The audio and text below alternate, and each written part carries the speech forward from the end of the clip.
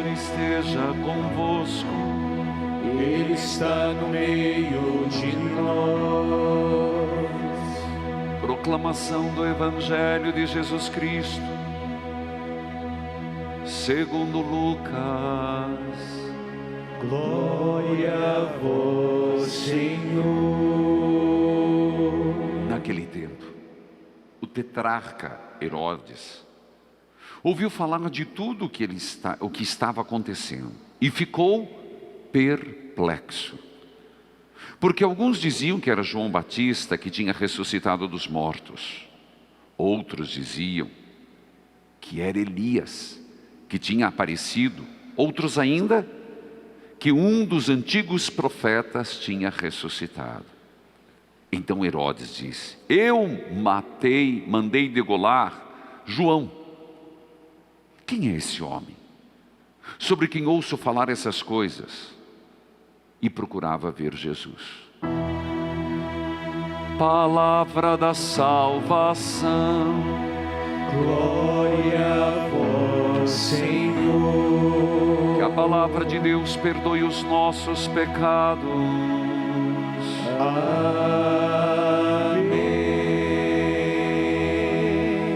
Queridos filhos e filhas, neste mês, e vamos lembrar, nós estamos no 24º dia, mas nós estamos na festa, na quinta festa das Santas Chagas. Estamos no mês da Bíblia, estamos em Jesus das Santas Chagas, então vamos dizer: Jesus das Santas Chagas, por intercessão dos seus arcanjos e São Pio, protegei-nos, guardai-nos e curai-nos. Filhos queridos, não me canso de dizer que estamos na quinta festa, diferente do que pensávamos, mas dentro da realidade que se pode celebrar. Mas você que está em casa acompanhando, tem a oportunidade de acompanhar tudo.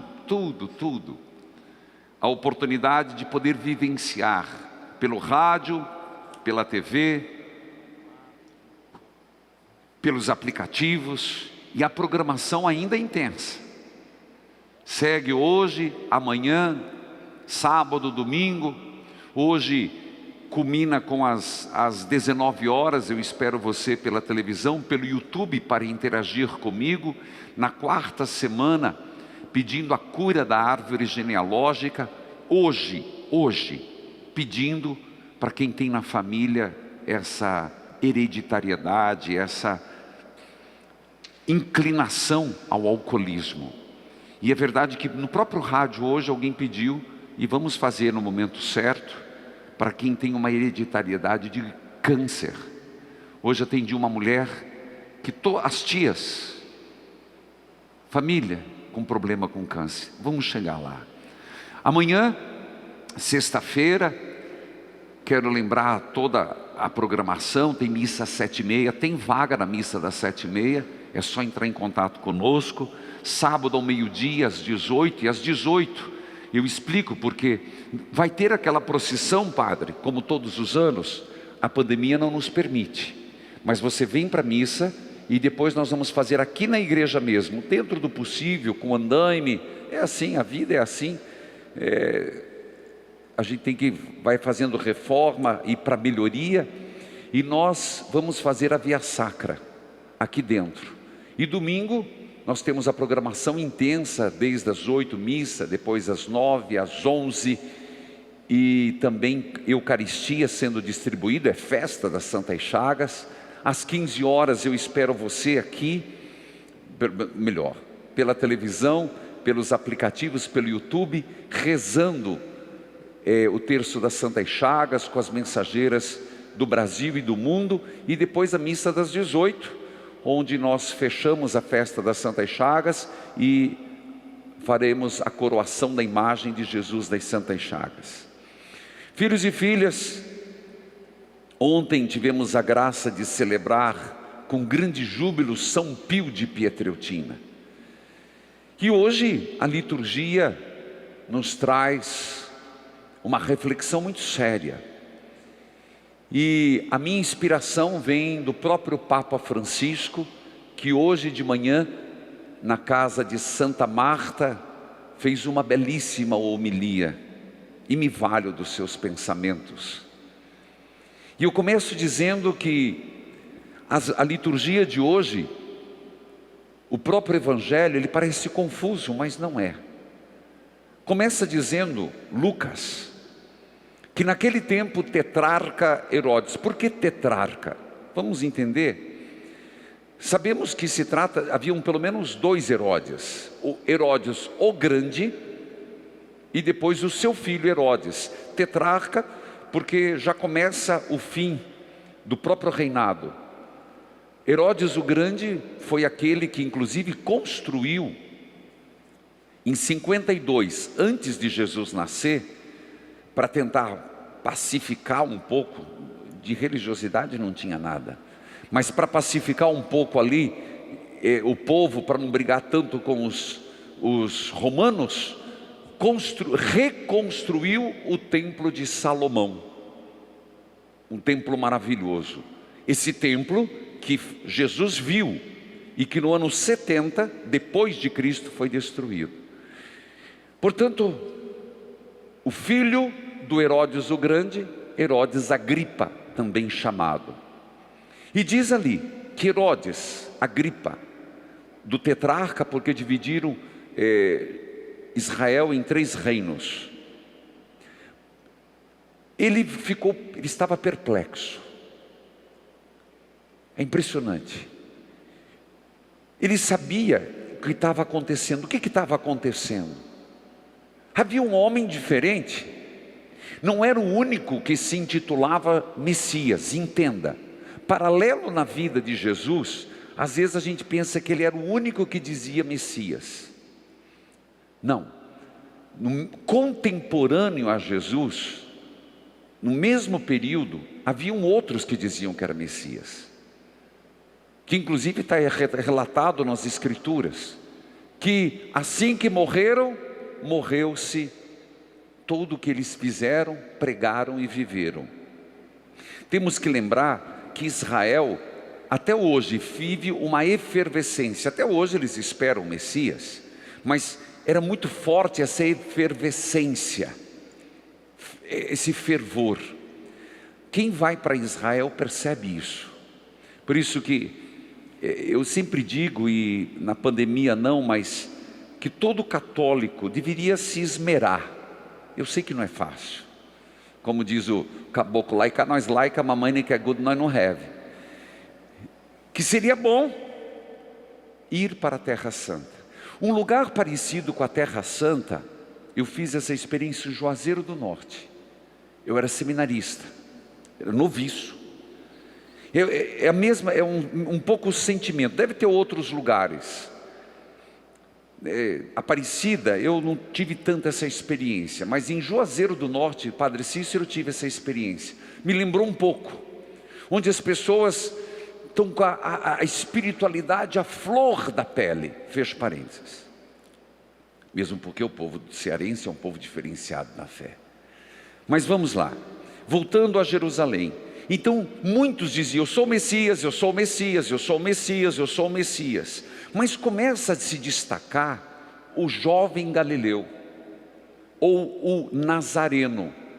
Começa a criar um destaque para o Nazareno, ou como era chamado, Yeshua. Tinha algo de diferente que começou a incomodar, pela coerência, pela sua liberdade, pelos seus ensinamentos, pelos milagres, pelos prodígios, pelos endemoniados que eram expulsos. E isso era forte. Você vai entender que Jesus, para se impor como Messias, ele fez milagres. Para se impor como Messias, ele expulsou demônios. Para se impor como Messias, ele ressuscitou mortos. Era uma condição, porque era cumprir o Antigo Testamento, as profecias. Então você tem que entender isso, porque haviam muitos. Então o que destacava em Jesus? Milagres, prodígios estupendos, mas coerência. Os seus ensinamentos, a sua fidelidade. Gente, é uma linha tênue. Quem para pensar isso, o que é que foi colocando Jesus como o Messias? E isso chegou até Herodes Agripa. E ele começou a ficar perturbado. Ele começou a ficar inquieto. O texto diz que ele ficou perplexo. E começava a dizer: quem é ele? Uns diziam: é João Batista, outros que é Elias. E Herodes enchia a boca para falar: João Batista eu degolei. Como se fosse uma grande coisa. João Batista não é, porque João Batista eu mandei cortar a cabeça. Veja que coisa impressionante. 2 Herodes, o pai e o filho, os dois inquietos. O pai, vamos lembrar, foi o pai que quando os reis magos foram até a casa de Herodes, e ele disse: me conta tudo para que eu vá adorá-lo. Lembra? Era tão ruim, tão suja, tão cheia de pecado a casa de Herodes, o grande, que quando eles entraram lá, a estrela se apagou. Quando os reis magos saíram, a estrela voltou a brilhar. Esse Herodes, o pai do atual, que nós estamos falando do Evangelho, mandou matar todas as crianças inocentes de 2 anos para baixo. Você para pensar? Que tragédia, que assassinato coletivo, que genocídio. Então nós estamos falando de 2 reis que tiveram a possibilidade e não usaram, mas porque o mal gera o mal. O primeiro ficou inquieto a vida toda. O filho agora perplexo, inquieto, já tinha matado um profeta, agora de novo aparece o Messias e ele está sem paz. A vaidade das vaidades, tudo é vaidade, primeira leitura. Esse homem, tanto um quanto o outro, eles viviam em cima do seu trono, do seu status quo, da sua situação vivida, que era o pecado, que era o erro. Isso reflete o quê? Se eu e você enveredamos por esse caminho, nunca teremos paz. O Papa Francisco nos lembra de 3 grandes perigos, raízes de todos os males: avidez, vaidade e altivez. Avidez. Por que você acha que Herodes o grande, Herodes o outro que inclusive teve Jesus frente a frente um pouco depois, por que matou João Batista? Ele era um homem ávido de bens e de poder. Isso qualquer um de nós que for por esse caminho, meus irmãos, e isso eu como padre, você como leigo, no seu trabalho, qualquer profissional, qualquer pai de família, qualquer instituição que vai por esse caminho, só vai colher alma inquieta, insegurança pessoal, não vai dormir direito, não vai viver direito, perde-se a paz, avidez, querer. Eles pagaram esse preço. Vaidade. A primeira leitura do Eclesiástico fala com tanta clareza: vaidade das vaidades, tudo é vaidade. E vamos buscar alguns textos aqui. Como é impressionante esse texto que nos coloca, e vale a pena a gente voltar nessa perspectiva que eu estou dizendo, nessa perspectiva de hoje, que nos fala com clareza: tudo é vaidade. Você vai falar vaidade, a gente sempre interpreta muito pequeno. Você acha que a vaidade, a gente sempre joga para o físico, né? Papa Francisco diz hoje: cuidado com a osteoporose da alma, bem no nosso noninho. que é isso? A pessoa pode estar bem por fora, mas se tiver uma osteoporose nos ossos, quebra a qualquer momento, não é? Se machuca, quebra. Se não cuidar, vai para a cadeira de roda. A osteoporose da alma é a mesma coisa. Corroída, fragilizada, uma alma cheia de buracos, sem consistência, sem elasticidade. E veja, essa vaidade não é só a beleza, não é a questão da beleza externa. Gente, cuidar-se não é vaidade. Cuidar do corpo, tudo que é excesso. Cuidar do seu corpo, meu Deus do céu, Deus fez, e é bom. Você tem que cuidar da tua saúde. Por favor, não veja como vaidade ter que caminhar, tomar sol. Gente, tem que tomar, em vez em quando, um solzinho para dar vitamina D. Você sabe que nós aqui em Curitiba há um problema, né? Eu fiz esses dias o exame, qual a vitamina que faltava? D. Estou brincando, mas você tem que se cuidar, você tem que preservar, mas tudo que é excesso. Compreende o que eu estou dizendo? Porque senão todo mundo falou vaidade, não é assim. É aquilo que, vaidade, é aquilo que, aquilo que a sua beleza, a sua juventude, a sua roupa, a sua maquiagem, o seu cabelo se torna algo mais importante do que o seu ser. Aí é vaidade. Mas pelo amor de Deus, não é para ninguém ficar fedendo subaco, não é para ninguém ficar esmanzelado, cabelo ceboso. Não, é importante. Eu gosto de falar o português rasgado. O Papa não falou isso, evidentemente, mas é porque nós rapidamente fazemos os nossos juízos e as nossas quebras-cabeça, nossas respostas fáceis. Não existe resposta fácil para Deus. É complicado. A gente vai fazendo como pode. Mas diz a primeira leitura, se eu falava da avidez, pessoa ávida, foi o primeiro ponto. O segundo ponto é a vaidade, diz aqui. Uma pergunta muito boba, mas muito séria. Você já parou para pensar? E isso dizia inclusive um grande santo, que eu acho que faz a gente refletir, São Bernardo, dizia, a pergunta dele: você já pensou que você será no futuro? Uma pessoa comida por vermes. Nossa Senhora, forte, né? Mas isso tem um efeito pedagógico, de pensar que tudo isso aqui passa, meus irmãos.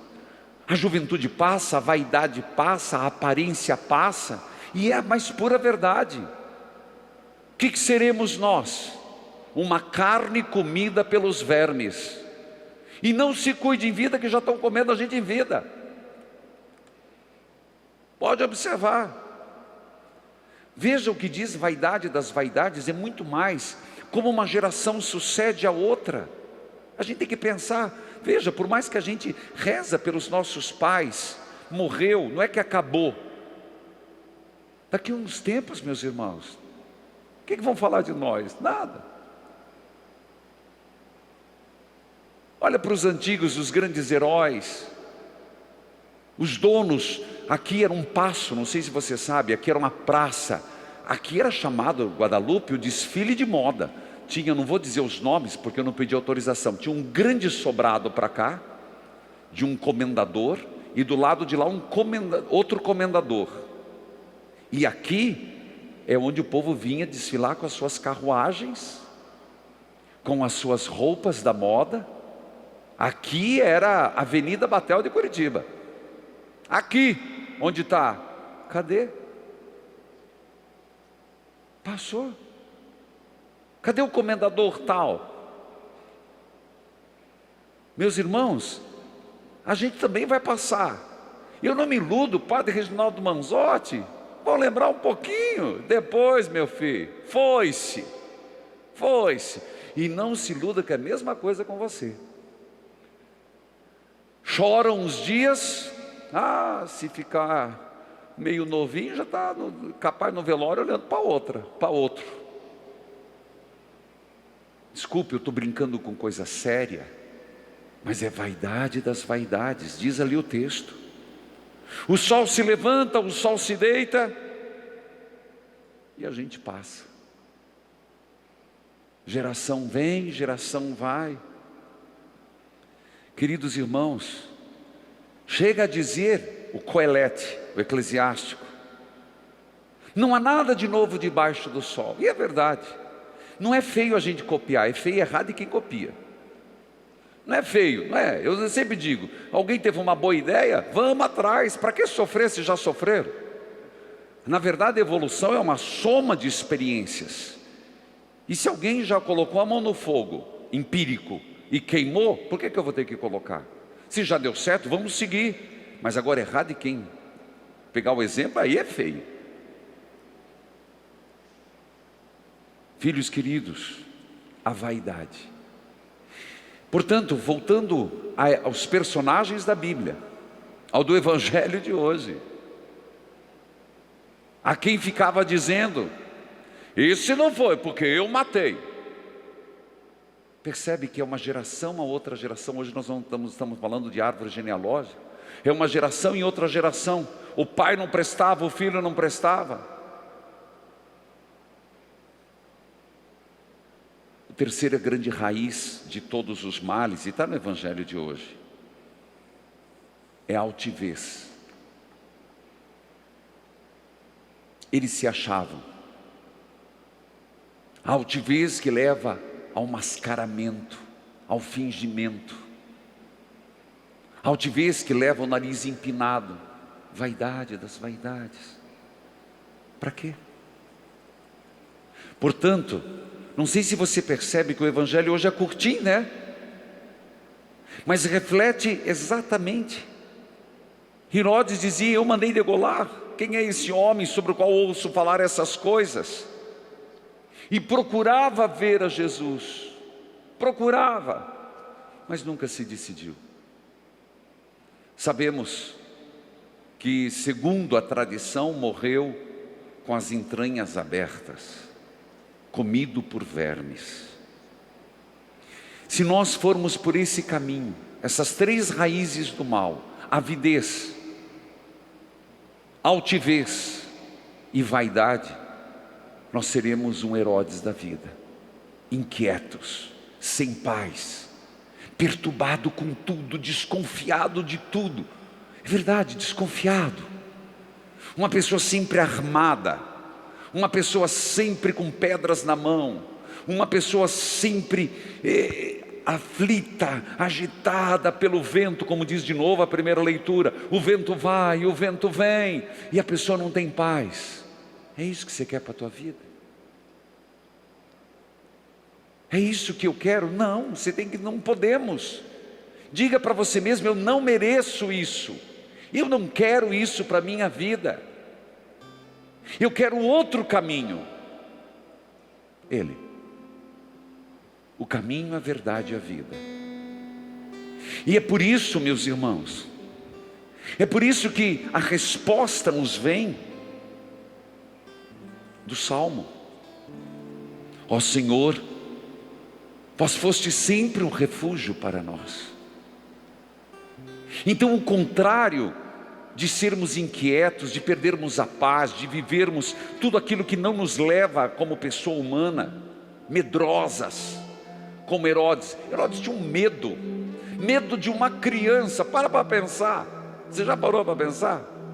Medo de um recém-nascido, mais pobre homem. Os nossos medos é fruto do nosso mal-estar. As nossas inquietações, até nosso Senhor, não se preocupe tanto. Você percebe que a nossa vida vai indo e se pergunta, ela está se gastando em quê? Herodes era medroso, era rei, era medroso, descontava na bebida. Sabemos que as festas, ele era rei, ele era judeu, mas era um depravado. O pai,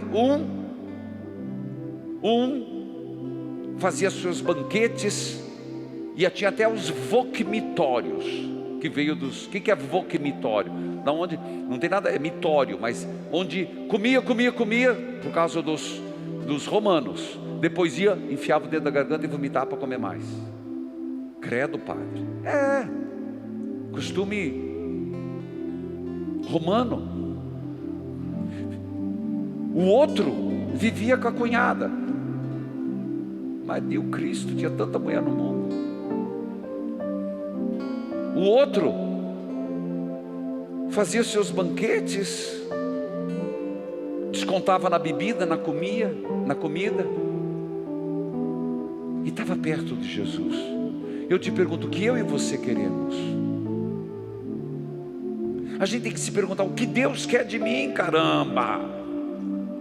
Nas santas chagas de Jesus, o que Deus quer da minha vida? Nós começamos hoje a enveredar para os arcanjos. Gente, não é uma devoção que eu estou inventando, eu apenas aproveito. Inclusive para outubro, já temos o rumo.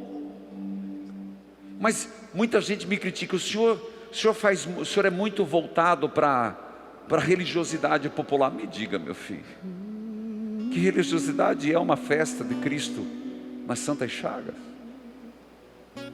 E se não é a religiosidade que nos conduz e depois leva a Cristo? Querido povo de Deus, vaidade das vaidades, tudo é vaidade. Dentro de nós, agora cito explicitamente o Papa Francisco, toda alma inquieta, São Pio falava disso, da inquietude da alma, que é positiva. A inquietude da alma, Santo Agostinho. A inquietude da alma, Santa Teresinha. A inquietude da alma, Santa Brígida. Inquietude da alma, São João Paulo II. Inquietude da alma, Santa Teresa de Calcutá. Mas o Papa nos alerta. Existem duas inquietações da alma, uma boa e uma ruim.